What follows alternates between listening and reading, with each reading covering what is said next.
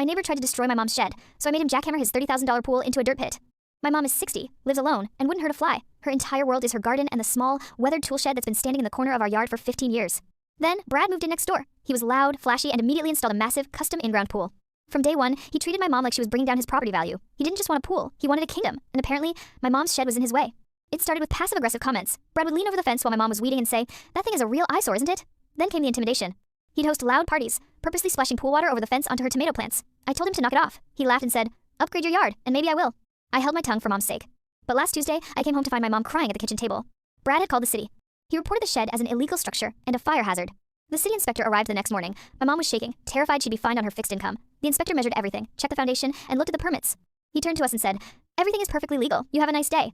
Relief washed over us. But when the inspector drove away, Brad was standing at the fence. He wasn't embarrassed. He was grinning. He looked me dead in the eye and said, "Consider that a warning shot. I'm not done." That smile, that arrogance, that was the moment he crossed the line. I went inside, opened my laptop, and pulled up the county's GIS public records. I wasn't looking at our property anymore. I was looking at his. I zoomed in on the survey lines. His new pool deck was literally touching our fence. Then I toggled the utility layer. My jaw hit the floor.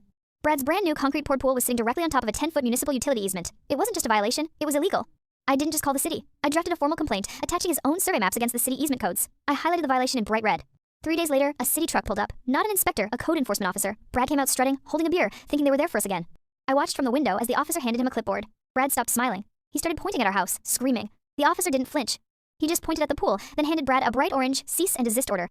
The city gave him 2 options. Move the pool or fill it in. You can't move poured concrete. He had to hire a demolition crew to jackhammer his brand new $30,000 investment and fill the hole with dirt. Yesterday, my mom sat on the back porch, sipping her tea, looking at her perfectly legal shed. Next door, Brad was staring at a muddy pile of dirt where his pool used to be. It's the best view in the neighborhood. You don't mess with someone's mom, especially not mine.